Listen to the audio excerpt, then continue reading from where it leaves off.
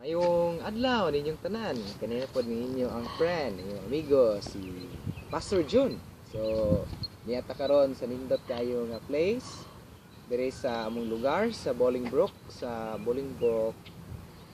Park. So, doon namin gamay nga creek sa likod. Di mo makita, yung mga tao diri maari para magalakaw-lakaw.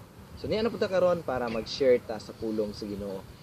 So, kung makita niyo ang view, diha. So, nindot kayo, pahapon na po ni Ron. So, Pa-sunset. pa-sunset na. So, padayon ang Andre, medyo tugnaw pa kay Spring pa man. spring pa lang, Springtime. no? So, spring pa lang. So, samtang gihuwaan sa ako ang asawa, ang mga view.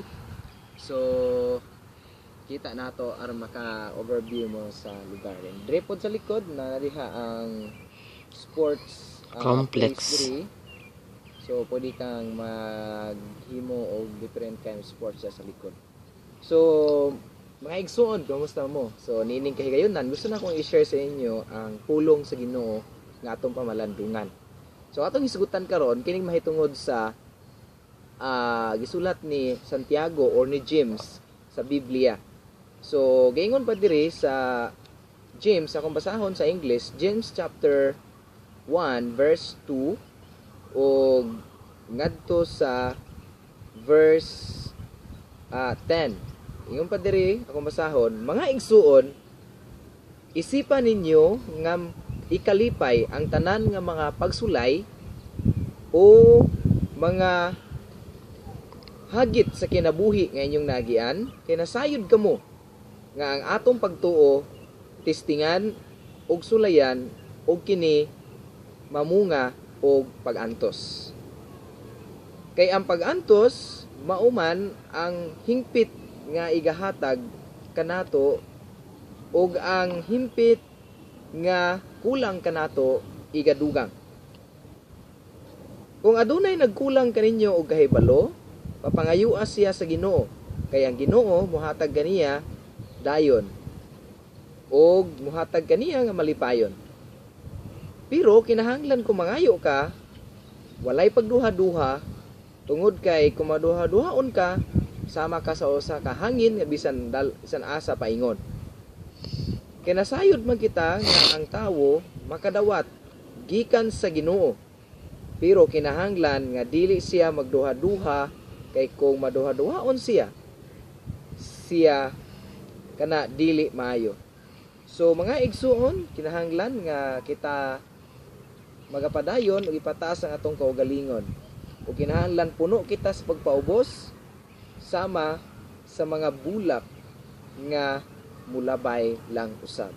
Kampo ta, gamahan ng Dios, salamat sa imong mga pulong, panalangini kami nga pamalandungan namo kini pinaagi sa imong gugma. Butan mo ang imong Holy Spirit, mag-guide ka namo. Amen. So mga kaigsunan, ang atong gibasa, mo kani sulat ni Santiago, si James. Kani si Santiago, mo ni siya ang igsuon ni Jesus Christ, no, the brother of Jesus Christ, sa nianhi sa diri sa kalibutan. So, trials, pagsulay, mga hagit sa kinabuhi. So, mao nay ato ang ma-experience sa higayunan. So, doon ay mga panahon nga kumuagi tag mga pagsulay, makaingon ta ngano man nga niagi ni abot ni sa akong kinabuhi. Doon ay mga time surrender na ta, maluya na ta, mahadlok na ta. So di na ako madumduman ako kanunay, wala ako makalimti. Sa diha magwali to ako ang pastor nga close kayo, amigo sa una, si Pastor Sausa. So ingon siya dito daw sa Liti, no? Sa Liti, sa Tacloban kung naigo og Bagyo. Kanang mga kuan didto, kanang mga lubi ligon kaayo. So sa diha nga pagbubagyo gani nga ang sa ila pag ang lubi gani nga igo lang mulabig-labig ka na, di paghihapon na bagyo sa ila Pero kung ang lubi galing buhalok na sa yuta, mo na bagyo. So sa mga panahon sa tuang kinabuhi, sama po din na ana, ang mga bagyo unos kinabuhi, mo na ang mga problema nga muhasmag nato sa panahon nga wala tayo mo'y pinansyal, wala tayo mo'y kwarta, wala tayo palit bugas, wala tayo mo'y kananay nasakit sa tuang pamilya. So hasta paingon, binawa trabaho. So maglibog ta. Din ay mga time nga ma test gyud ang ato ang pagtuo diha sa Ginoo. So moon dayon na nga ingon pa diri, kumuagi ta sa mga kalisdanan, dapat dili kita mag-uol. Ingon pa diri sa sulat ni Santiago nga igsuon ni Jesus, kinahanglan nga mahibaw-an nato nga kung giagian tag mga kalisdanan, nagpalig-on nato na. Nagpalig-on nato na nga para makapadayon ka. Kung makapadayon ta sa tuang kinabuhi. Ingon pa diri, knowing that testing of your faith produces patience. So nagbunga og pagpailog. Ang pagsulay sa imong pagtuo, nagbunga na sa og pagpailog nga para mapalig-on ka, para mapakapadayon ka sa imuang kinabuhi. So diri sa Amerika, na sa akong pagka-observe, almost 1 year na ako diri, nakita na ako nga bisag progress ang Amerika. Kung makita nimo mga tao diri, motarbaho sila, grabe. So ang uban diri motarbaho og 12 ka oras.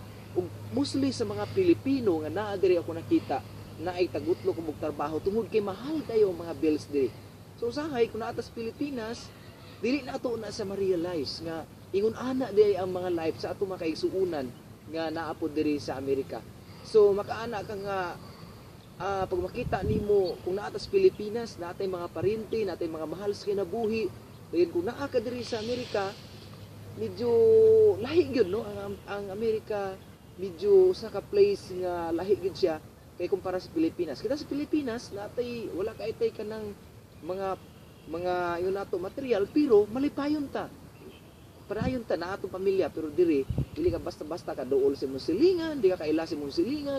So ingon ana, matis ang imong faith, matis ang imong pagtuo, makuan ka, maikaingon ka nga ingon ani da ini different culture, different people, and you can taste your faith.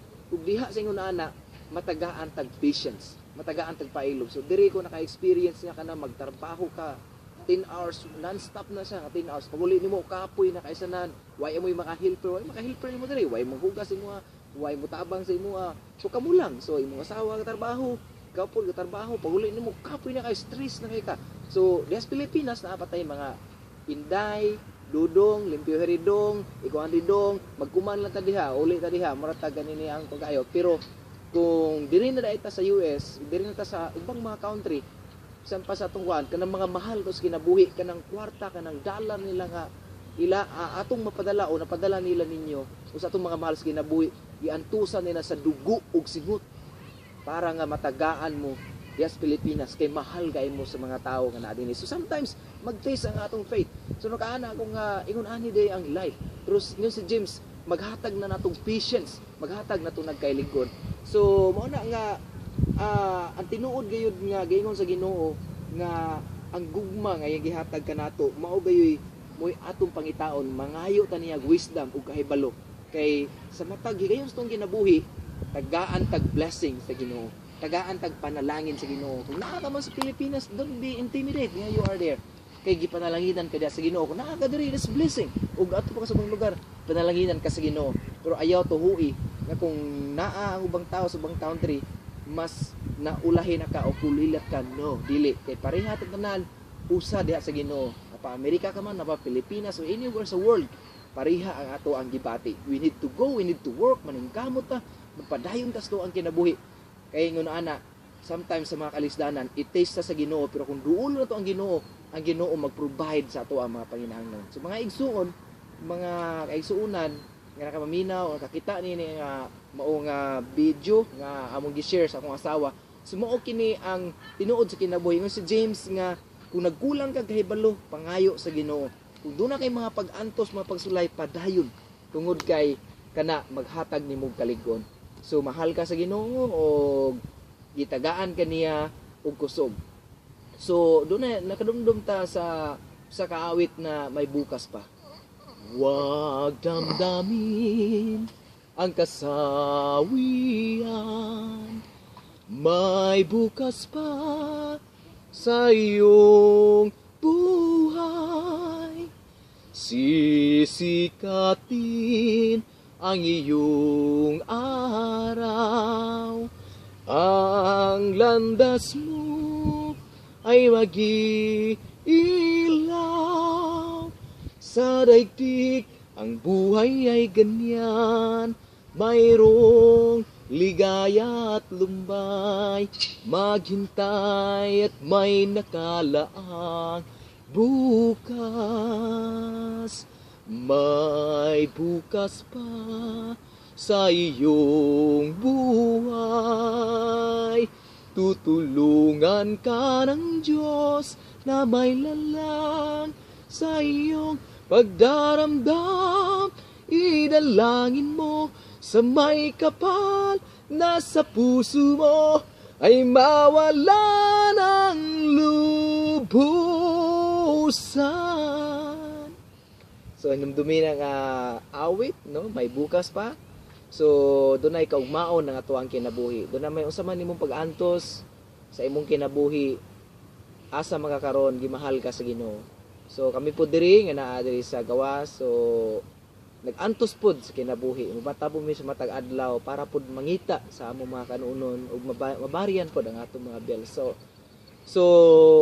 ang kinabuhi gyud lisod, pero kung doon natay pagtuo sa Ginoo, sa mga pagsulay sa atong hiagian, kauban nato ang Ginoo ug di ta niya pasagdan. Mahal ka niya ug dili ka niya pasagdan. Go into your life.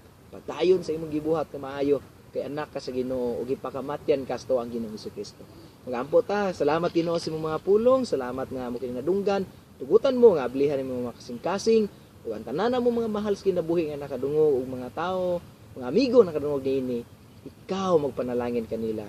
Amen. So kumusta mong tanan diha sa Pilipinas, sa Davao, sa among mga ginikanan, sa mother-in-law, sa Mami Rodi, si Ate Joy, iba niyang pamilya, si Jerry, si B-Boy, si Brother Benji, yung mga anak, o si Maritso, si Mamag si Daddy, si Mama Rodi, si Mama Telma, si Pastor Jesse, yung pamilya, si Lindelo, si Luis, si Caris, si Pastor Maricel, kumusta ang study? So, kumusta niya Pastor? Padayon sa pag-study. Si Jody, Kamingawan, kumusta Judy? So, ang mga Kamingawan family, Lord family, ang mga Lord clan, o ilang Pastor Sausa, diha sa Plaridel, kumusta mo diha? Sa Pastor Jordan, Pastor Cesar. So, kumusta mo? Pastor Ronnie, kumusta diha sa Davao? So, kumusta diha sa Cathedral Davao, sa Samal Island, kumusta mo diha? So, I miss you, miss kayo mo na ako tanan, diha sa Babak, o sa Linamon Church, Pastor Elier, kumusta Pastor? Pastor Dan, kumusta diha sa Iligan? Sana makaisuunan sa Iligan, mga aunties, mga uncle, kumusta mo diha? Makaigsuunan, diha tanan sa Iligan. Og sa Plaridel, og sa North East Annual Conference, kumusta mo diha? Bishop Cherry, kumusta po? At sa lahat ng pastors, mga magigiting o mga banggiitang, mga alagad, mga pastor sa Ginoo, mga deaconess, kumusta mo diha? Brother Tonton, Teacher Cora, so Brother Ronron, Ma'am Sharon, so kamong tanan diha, kumusta mo diha? So, Ma'am Ruth, diha sa Cagayan, o si Kuya Boy, o kamong tanan diha, ako mga igagaw, sila ni Sarah Ross, o kay Honeypod nga mga family. So, kumusta mo? Nila Uncle Art, nila Auntie Nila, ni Auntie Aida, sila na Jujo. So, kumusta mo diha? So, sa tanan nga, nalimtan ako, so kumusta mo tanan? So, maayra mi diri, o hinaot ko nga, bisan lagyo ta, pinaagi ang video. So, na-miss mo na mo sa love you guys. God bless you and take care. Bye.